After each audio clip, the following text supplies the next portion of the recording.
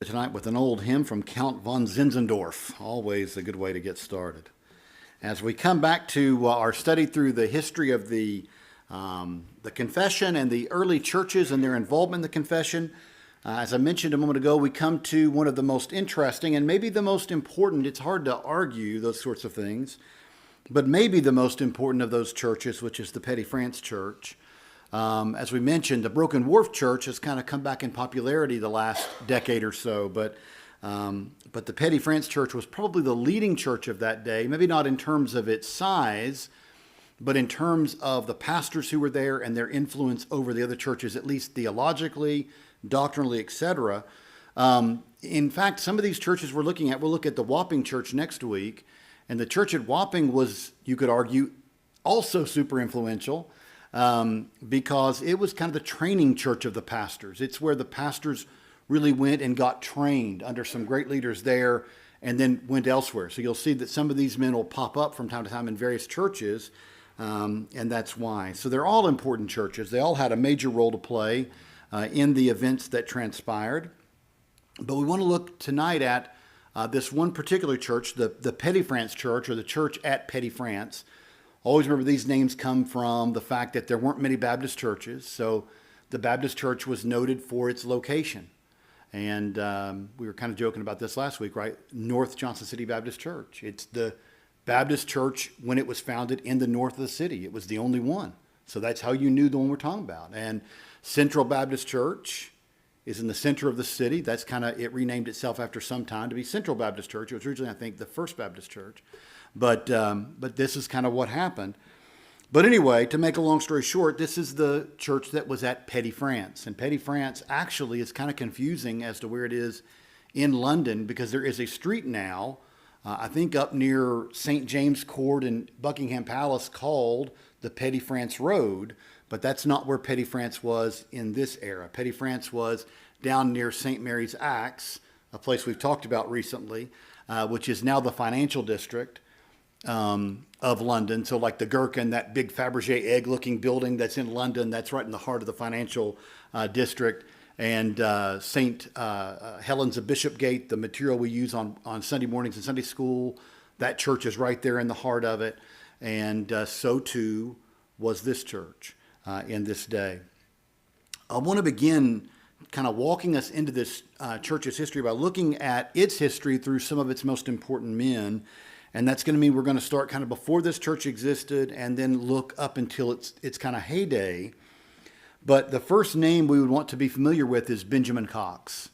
And most of us are familiar with Nehemiah Cox, maybe because we often put this out on the table by Nehemiah Cox, or because I think 2 springs ago we looked at this book, Covenant Theology, by Nehemiah Cox. He's a pretty influential guy in the history of our Baptist history, but his father, Benjamin Cox, is another leading person of importance.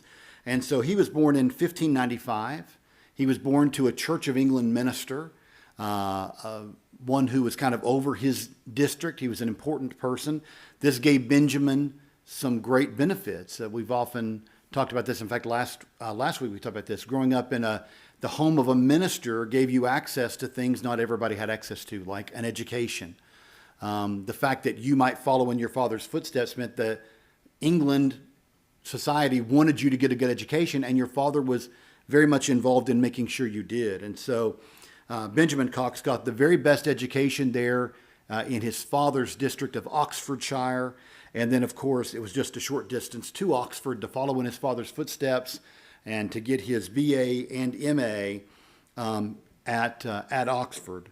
So he's well educated. That's the point. In fact, that's going to make him noteworthy, as it did for Knowles, amongst those early Baptists, that they are very well educated, because not all Baptists in those days were. So they really stood out as being smart. And this is important because not just theological knowledge or having some letters after your name, but being well-versed in debate, right? Argumentation, logic, rhetoric, all these things were important because everything was being debated, right?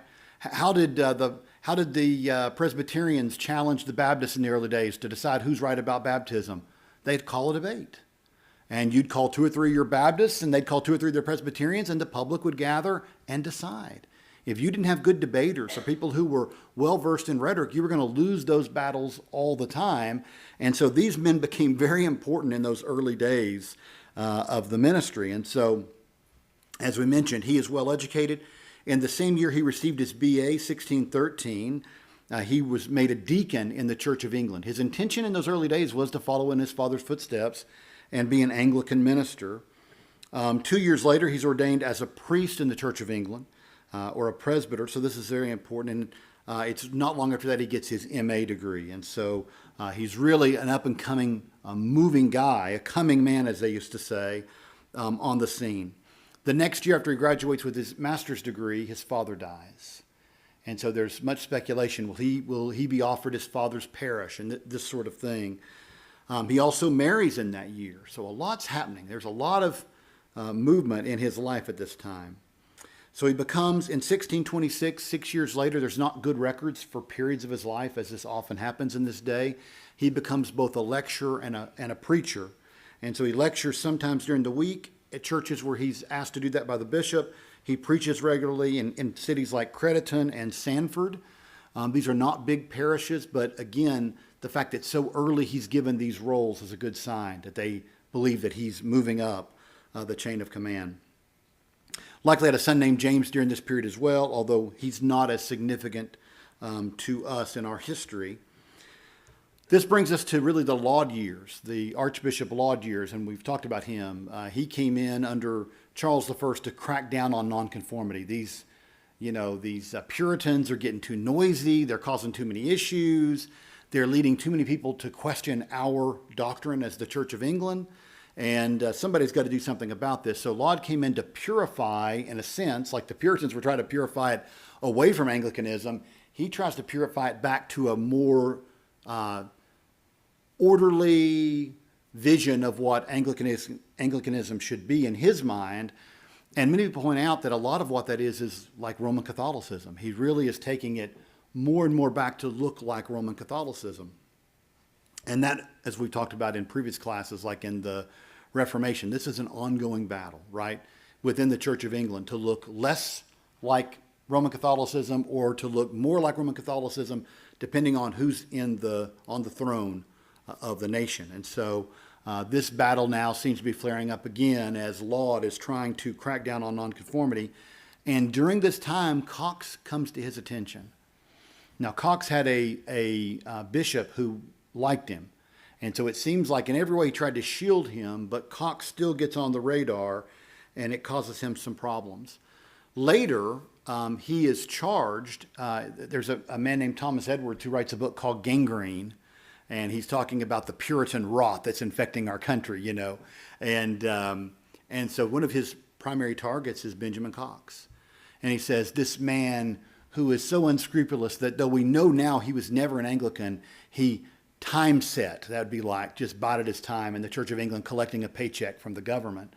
And this so offended Cox that he wrote a response to it and an answer, to these charges, and said basically, it's well known that you're not a truthful man, Mr. Edwards, for if you had to remove everything untrue from your book, it would be shorter than my pamphlet with which I'm responding. His pamphlet was like 11 pages and Gangrene was like 400 pages. So he's saying if you had to remove everything out of it that's a lie, it'd be shorter than 11 pages. And it wasn't just aimed at Cox. Many of the leading Puritans of that day, he was making charges against. Cox in that work says what his problems were at the Church of England. So we don't have to wonder what it was that he was growing dissatisfied with over time. And so he mentions some of the things that he did not do, that his bishop did not seem to have trouble with in the early days, but once Laud came into power, it became an issue. He said he would not preach from the Apocrypha passages in the lectionary. So in other words, if the lectionary had an apocryphal passage for this week, he said, I don't believe that's equal to Scripture, I won't preach it. I'll just find another passage in Scripture to preach. That was fine up until Laud came in and said, no, you'll stick to the lectionary. He also, in the Book of Prayers, which many of the Puritans had mixed comfortability with, he would not do any of the prayers that contained portions from the Apocrypha. And so those were some issues that became a problem. At times, he would depart from the lectionary and preach consecutively through texts of Scripture, like what we do on Sundays. And this was frowned upon as not good practice, and strange, fanatical, whatever you'd want to say. He also said, well, if I'm going to have to preach the lectionary passage, if that's required of me, then I'm going to preach longer than is typical, and I'm going to exposit the entire chapter the text comes from to make sure it's being dealt with in context.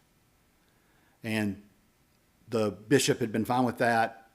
Laud said, no, we're not here for you to try to get it accurate. We're here for you to try to get what the lectionary wants you to say, right? Which sometimes the feeling that he had was these texts were taken out of context to support some Anglican argument. And then he also began to have lectures during the week that were not on the schedule. And the bishop in previous times had told him not to worry about getting those things approved. But under Laud, you were supposed to get those things approved. He never did. And so this was another issue. The biggest objection, the one for which he finally resigned his living in the Anglican Church before he ever got to trial or into major difficulty while still in these areas ministering, was that Laud said the altar in the church, so let me put it this way, the communion table had to be replaced. Wherever you've had it up till now, it must be put facing altar-wise.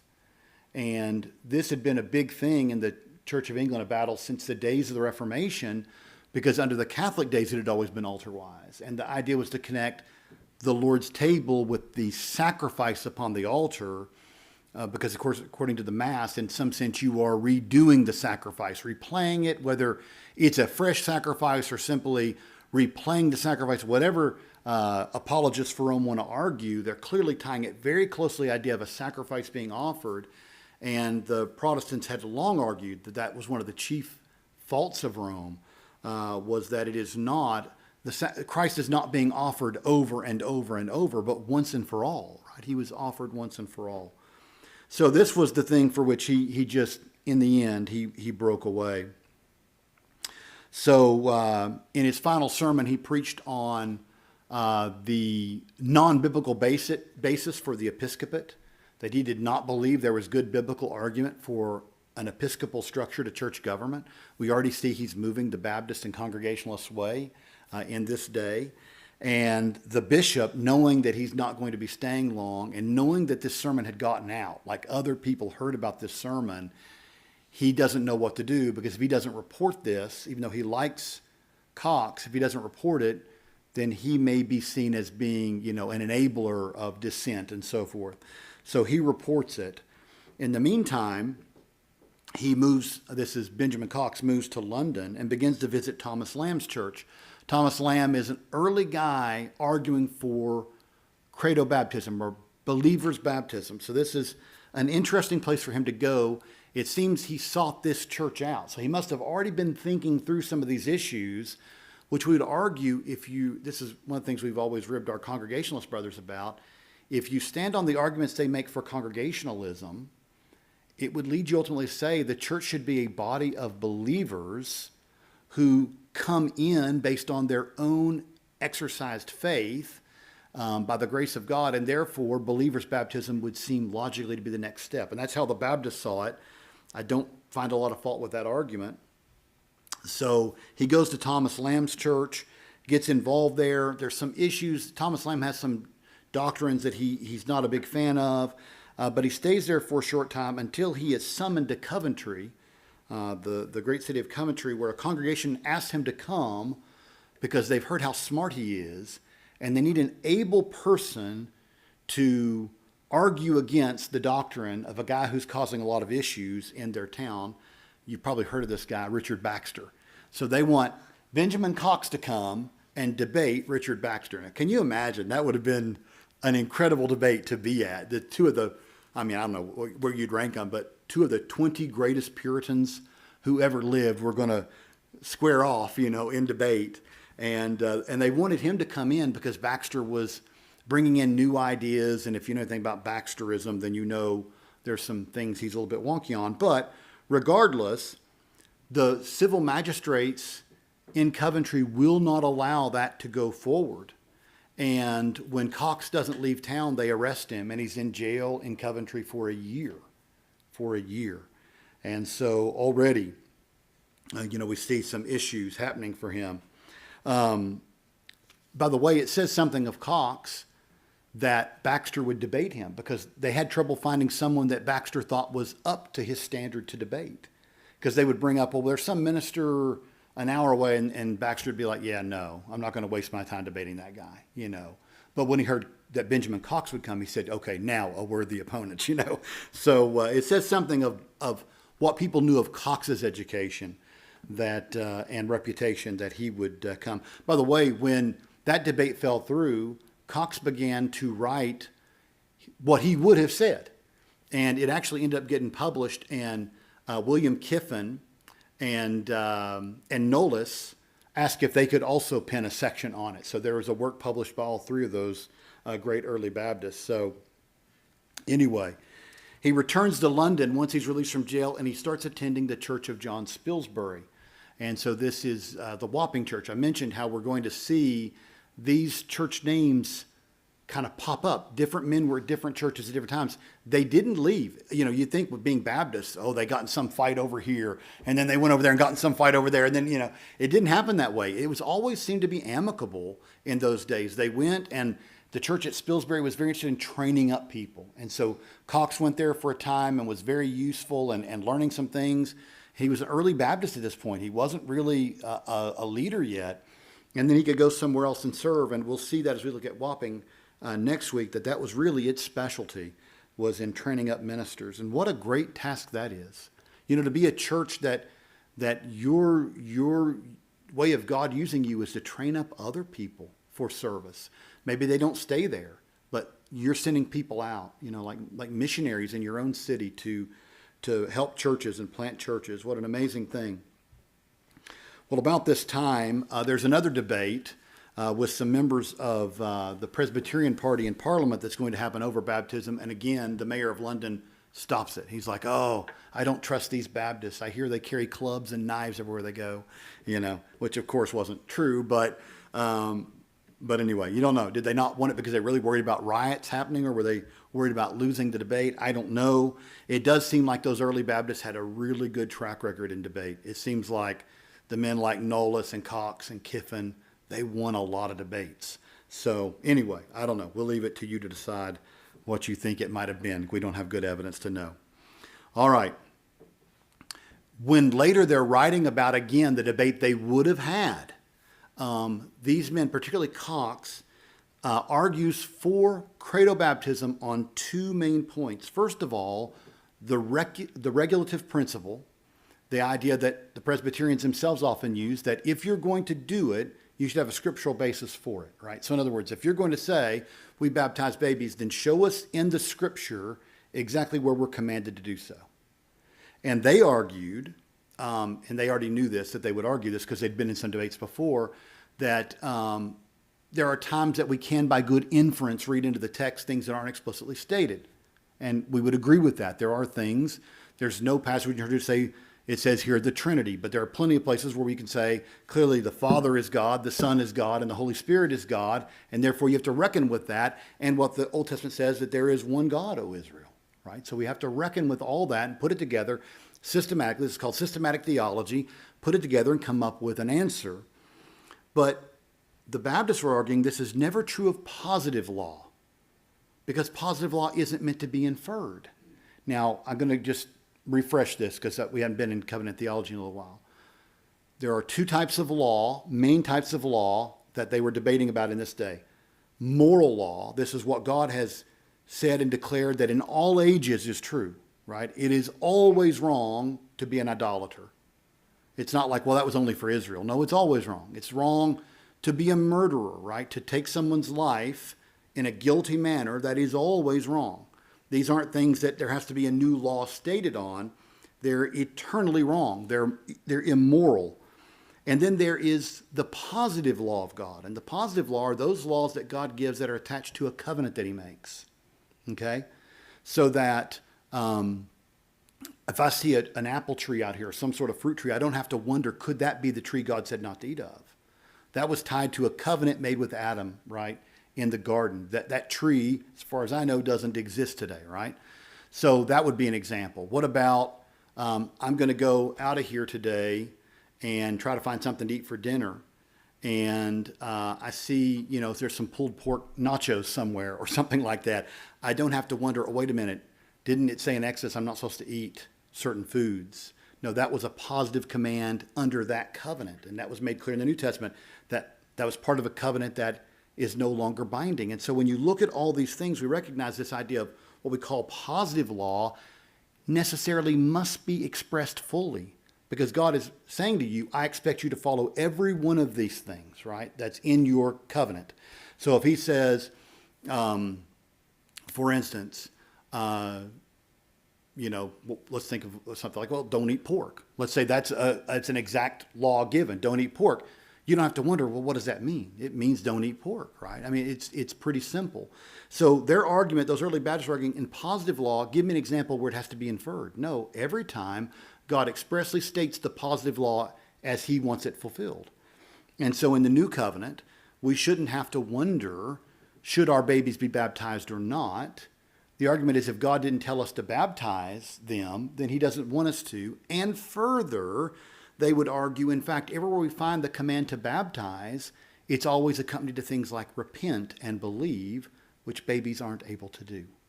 And so they said, based on every argument we can come up with, it would not keep to this first point. The second point is super important, which is covenant theology. And this is one of the reasons that this book was written, right here, covenant theology. Now, of course, the first half of this is Nehemiah Cox's work. And so this, of course, talking about his father here, Benjamin Cox. But the first work in here, the one we studied a couple of years ago, was a discourse of the covenants that God made with men before the law, wherein the covenant of circumcision is more largely handled and the invalidity of the plea for paedobaptism taken from thence discovered, right? Good Puritan title. And what we see is, he argues, our Presbyterian Anglican brothers, our Reformed Continental brothers, misunderstood the covenant God made with Abraham. They've just got it a little bit wrong, because they're taking and saying, well, we already know what happened with Abraham, and now we're interpreting the New Testament from that. And what our Baptist father said is, no, the rule of progressive revelation, that God has revealed more to us in the New Testament than he did in the Old, which is clearly said in, for instance, at the beginning of Hebrews, right? He's spoken to us fully and finally in Christ, spoken, put it to paraphrase it, bits and pieces through different people in the Old Testament, but now fully and finally through Christ. He says, then the New Testament is our guide to understanding more fully what we were told in the Old Testament. Even if at that time through shadow and so forth, we couldn't fully grasp it, we can now. And he says, it's pretty clear if you read Galatians 3 and 4, and we could go to even other places, that Paul makes a distinction between two Israels, one of the flesh and one of the spirit, that they are not exactly the same. This is also the argument Paul makes in Romans 9, that not all Israel are of Israel, right? Not every Israelite, according to the flesh, was an Israelite who had his heart after God. And so when you work that out, what our Baptist forefathers were arguing was, the covenant of circumcision was a covenant to denote the physical people of Abraham. It was given to his physical heirs, that it would mark them off as a set-apart people. It'd be clear, how do we know that you're truly a Jew? Well, you're circumcised. You're a descendant of Abraham, according to the flesh.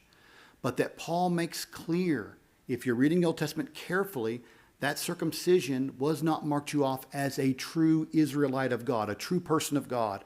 For this is what is said in Deuteronomy. Moses says, what you truly need is a circumcision of the heart that only God can give you. Paul comes back in the early chapters of Romans to say, oh, you remember that whole thing? Yeah, God must circumcise your heart. For the circumcision God cares about is not one of the flesh, but one of the heart, right? And so again, when you just exposit this out, they were recognizing in those days that that there is a sense in which Israel is a nation, is a people, and God is working through that people. But to argue that you're in spiritually because you're in physically would mean you'd have to argue that every Israelite was a born-again believer, so to speak. And you just read the Old Testament history and you know that's not true, right? I mean, there were wicked kings that fell under the judgment of God. And so we recognize, in fact, over and over again, we're in Isaiah right now. Isaiah gives us the key book. What is one of the key words that Isaiah loves to use over and over again? Remnant. Because what he says over and over again, there's a small body, a small group within the larger people of Israel that are faithful.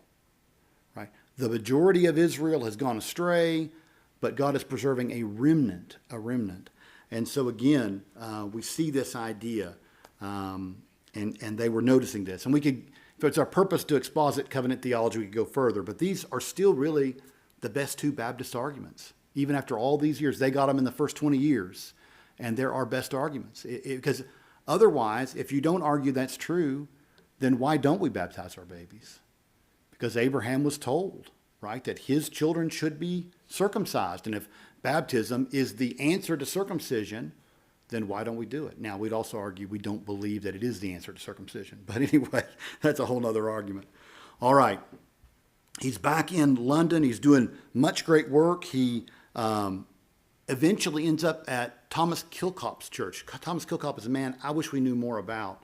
Early Baptist leader, wrote many great works on baptism. It seems pretty clear why Cox would want to be there with him. He writes an introduction to one of his books, and a very important person. It's around this time, 1646, that now Benjamin Cox is noted to be a leading Baptist thinker in London. Very quickly, within about 2 years of getting there, he's seen this way. He becomes a signer not of the first edition of the First London Baptist Confession, but the 1646 second edition. He is a signer of that document. All right. He was also asked to write an appendix to it in defense of it, which again shows his importance. In 1640, he moves to Bedford. Now, I mean, we could divide this lesson up into 4 parts and have it over a month, and we could not run out of stuff to talk about. But Bedford's a pretty important city to Baptists, isn't it? Many of you may know this is the city that John Bunyan will end up pastoring in. And what Benjamin Cox's influence is on Bunyan, or at least the people who influenced Bunyan, is not completely clear. But since he went there as kind of the Baptist figure for Bedford, there had to be some second or third party influence.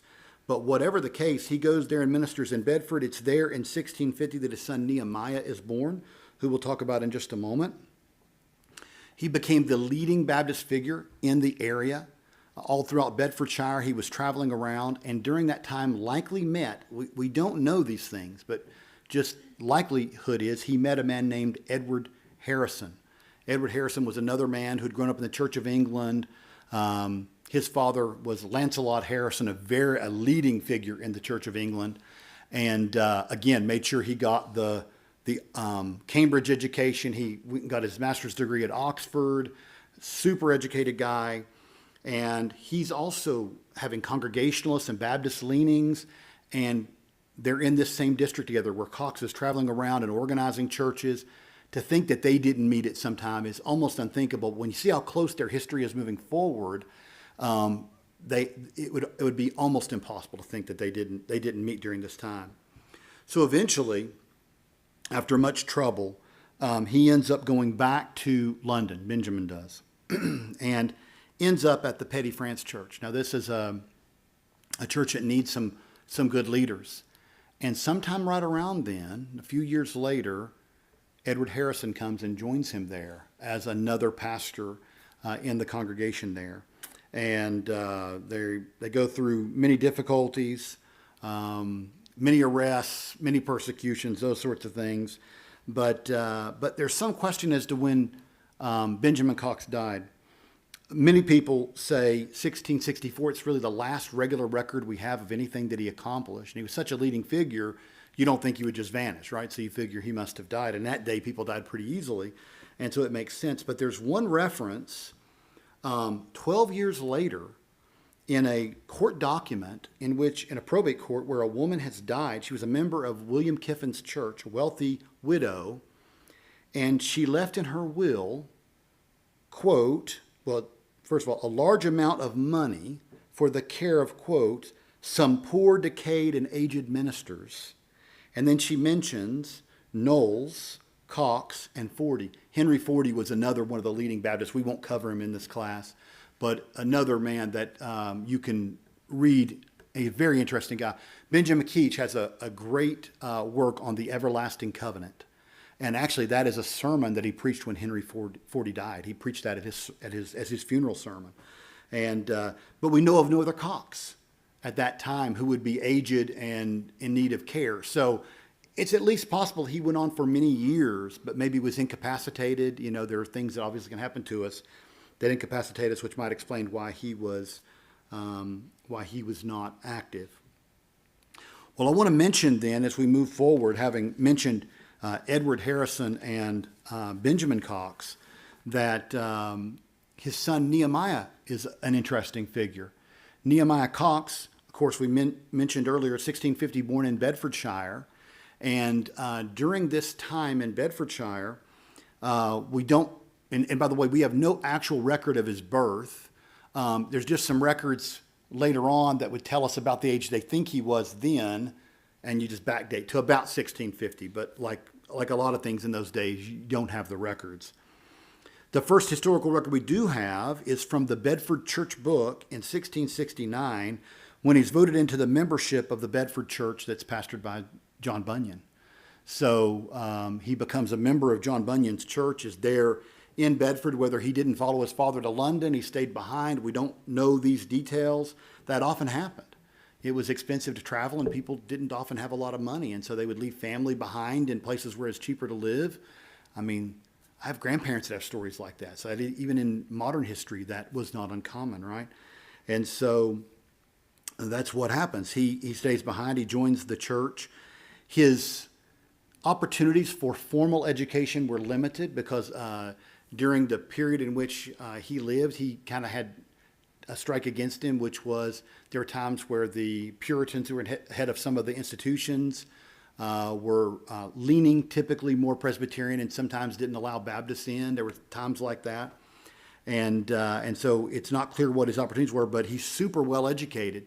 If he did go to Oxford or Cambridge, we don't have any record of it, but we know that he spoke incredibly fluent Greek, Hebrew, and Latin, was well educated in logic and all other things his father might have taught him. We just don't know.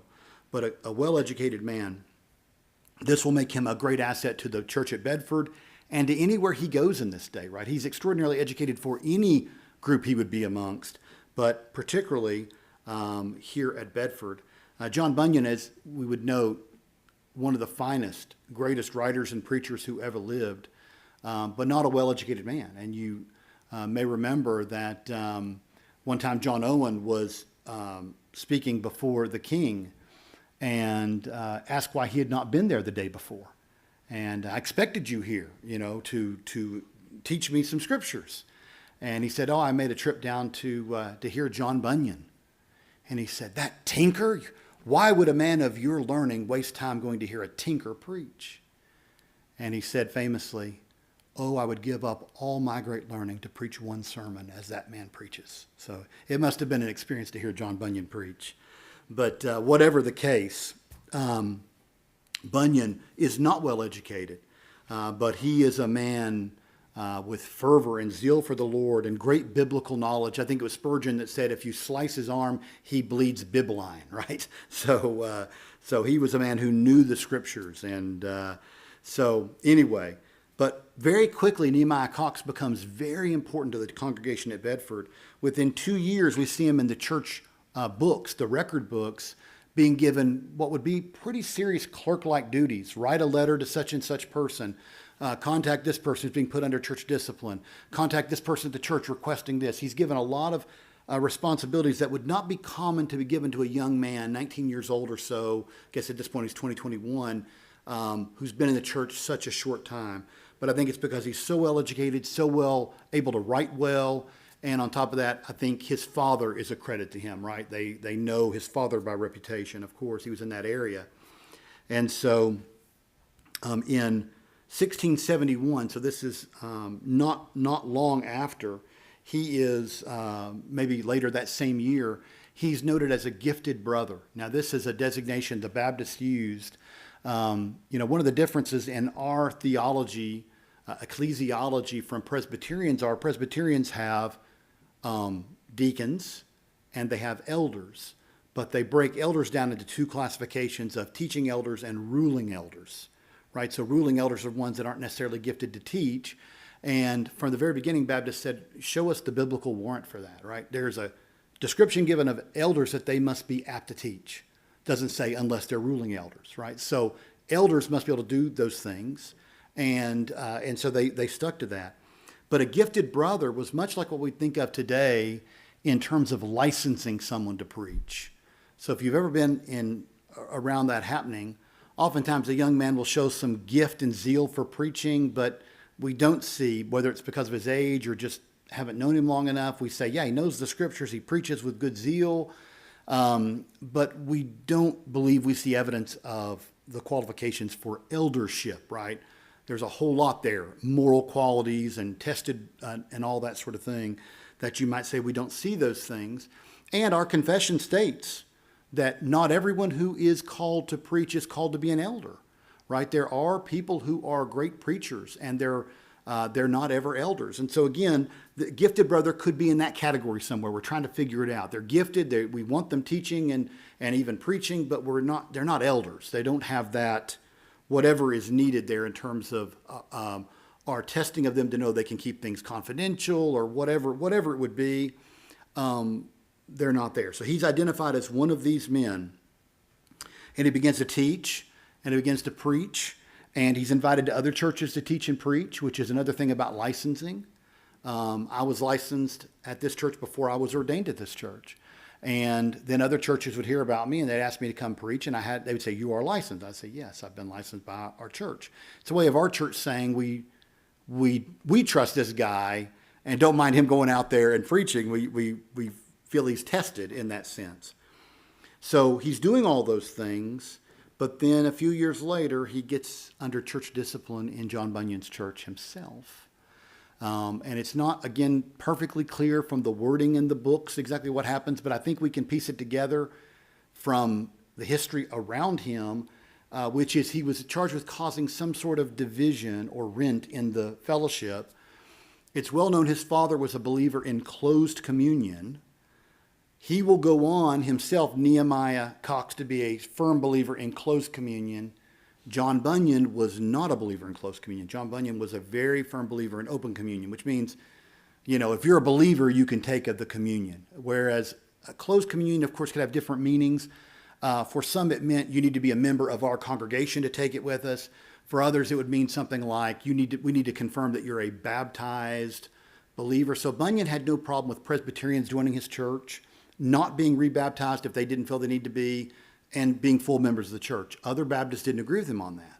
So this is what we're talking about. Probably Cox and him come to I think Bunyan's in jail during this time, but Bunyan's still very influential in the church. People come to visit him every day, and maybe some kind of dispute comes up there.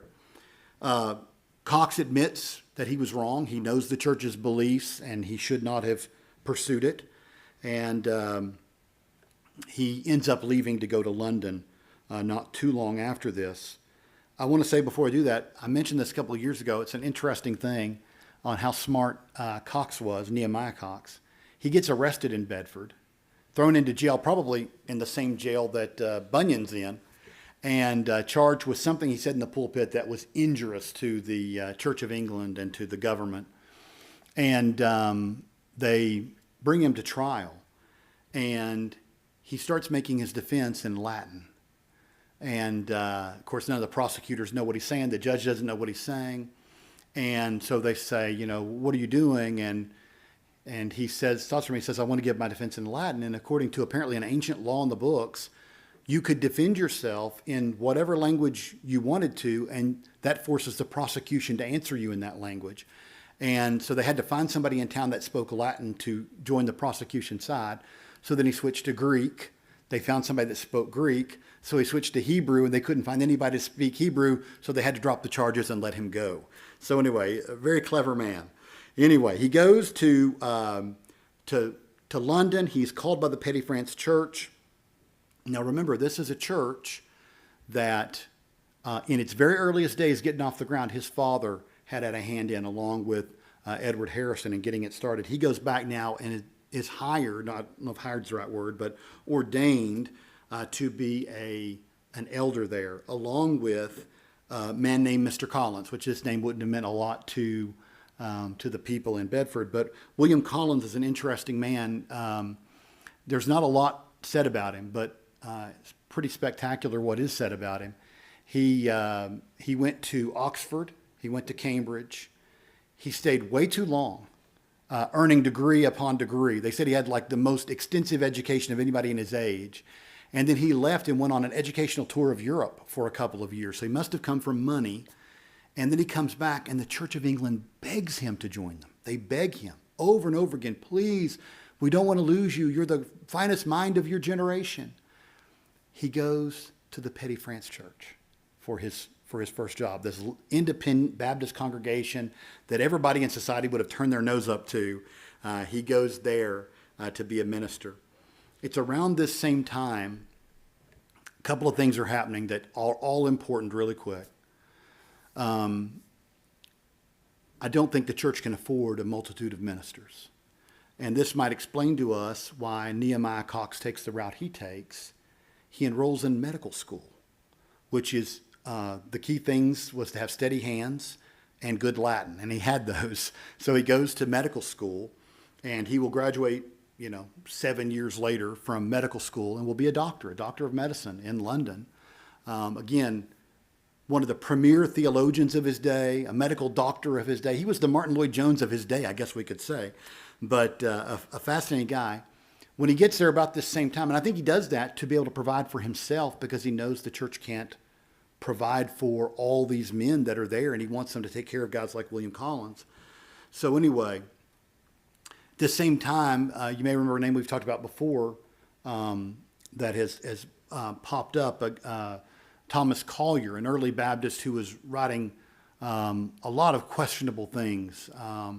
Some of it wasn't outright heretical, but it was or anti-orthodox. And he called himself a Baptist openly. And this was causing a lot of problems for Baptists because they were saying, oh, you are Anabaptists, just like Collier. And you'd be like, no, we're not like him at all. He says he's a Baptist. You say you're a Baptist. And so it began to be a big problem. And it's one of the primary reasons they decided to write the Second Confession. But even before that, Nehemiah Cox spends several months. He tries to go debate him. He's not able to do it. So he writes a book. We have it in our church library, Verite Veritas or whatever, Vindicate. And it's the truth defended is basically what it is. And in defense of the truth. And he writes this book, which basically is an entire argument against Collier's positions.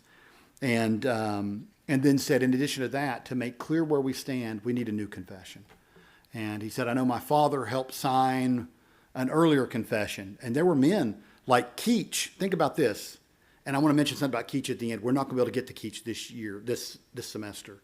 We'll have to have a schedule change. I'll talk about it in a second. Keach shows up for the Second London Baptist Confession meeting to sign it. And they're talking about the first confession. He says, what are y'all talking about? He didn't even know there ever was a first confession. So it shows you how much it had fallen out of knowledge between 44, 46, 51, and now 89 when they're going to sign this. This is 77, though, and it's when it's written. It's not published till 89 because, again, you couldn't publish it. You would have ended up in a lot of trouble. So Cox and Collins say, we need to have something new to put out there that says what it is we believe. And we needed to show that we're not substantially different from the Congregationalists and the Presbyterians. We are different on some things, but largely we're not. And so they sat down and worked on this. Now, there's evidence that other men had a hand in it, but they were the two main editors. Cox probably the primary editor, and Collins the co-editor. And so that's the work they put together. And then it sat there unratified, unmet over, unpublished largely. I mean, there were some copies that were out, but not broadly until 1689. So he receives his doctorate of medicine in 1684. The Royal College of Physicians makes him a fellow in 1687. That's an honor. In 1688, the Glorious Revolution happens. You had Charles II. He cracked down on anybody that didn't conform to the Church of England as he made it increasingly Catholic. And then James II took over when he died, and James II was roguish in these various things as well. And so what happened was people began to beg, we need rid of James, we need to get rid of this structure, we need to go back to the glory days, you know. And so they call for William of Orange to come and free them in the Glorious Revolution, which he does. He leaves the Netherlands, comes across. James says, I want nothing to do with this, and flees. And that's why it's called the Glorious Revolution. There wasn't really any bloodshed. It just was, he showed up and the other guy said, I don't want any of this. I'm bowing out. And so that meant in 1688, they realized now we have the freedom to meet, to discuss these ideas, and to publish it. And who was it again that said, let's do that? The Petty France Church. They said, we need to get together, brothers. We need to have this meeting. You know, Nehemiah Cox is for it. You know, I'm for it. William Collins is for it. All the main leaders there are for it. Let's get together. Let's get together next September, 1689, in the city of London. We can figure out where, but let's meet and let's get this thing published, done, agreed to, and published. And they met over 12 days in September of 1689 to do that. Early in that year, 1689, Nehemiah Cox fell ill and never really recovered and died in May of 1689. So this work that he had devoted 20 years of his life to seeing done, he never got to see it actually passed and published.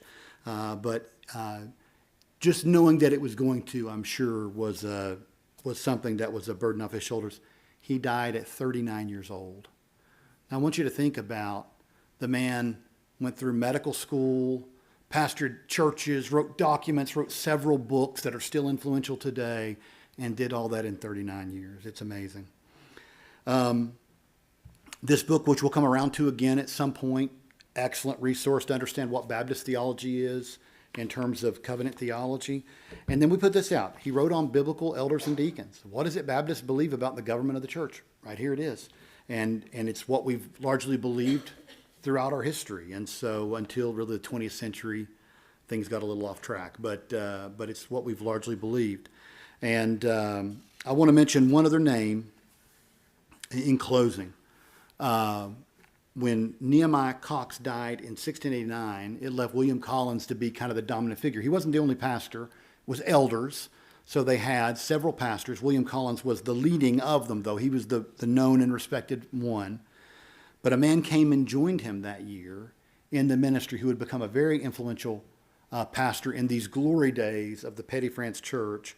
And that was a man named Thomas Harrison, who was the son of Edward Harrison, the other guy who, with Benjamin Cox, helped get the Petty France Church kind of on its feet and going. And so it's interesting how both of their sons ended up coming back, into the fold and being a big part of this church. It was an influential church from its founding until around this time. It ends up later merging with the church at Devonshire. They merged together. Devonshire was William Kiffin's church, and becomes, at that point, maybe for a while, the leading church amongst Baptists in London. But a church that is incredibly influential, because there's almost no question we wouldn't have this document if it wasn't for this church and the men who were there. And so a really interesting part of our history, and a church that had a lot of good records. So the stuff that happened there we know about, but a church that went through, and if we had more time, I would go into great detail on this, but we would need a lot more time. A church that dealt with a lot of persecution during those years. There's reports of when Charles passed a new version of the Uniformity Act, the Conventicle Act of 1670. They raided the church because they got word that these men were rabble rousers, and several, I think one young boy was even stabbed by the soldiers when they raided the church. The ministers were thrown into jail.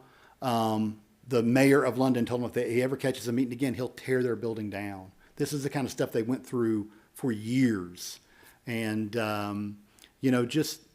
I think it's an important thing to ask ourselves. I mean, I call myself a Baptist. If I knew that's what awaited me coming here, or I could go up here to the Presbyterian church and no one would bother me, or I could go to the Episcopal Church, the equivalent of the Anglican Church downtown. No one would bother me.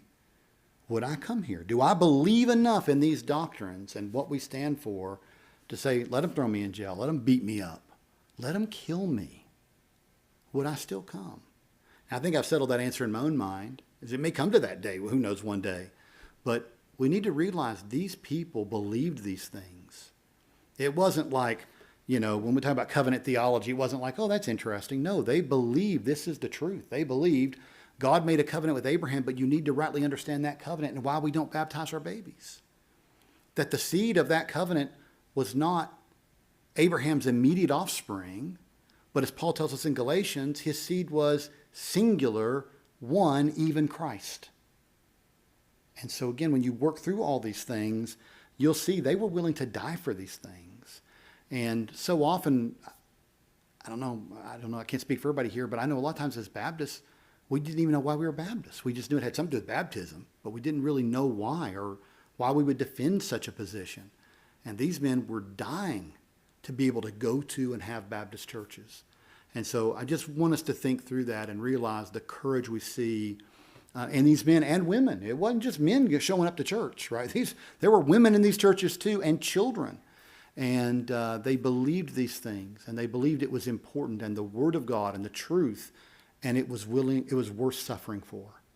And I think our Baptist churches would do a lot better if we got to be that convinced of it as well, that this is the truth and we need to stand for it and believe it and hold it dear. All right, with that, I'm going to ask if there's any questions, and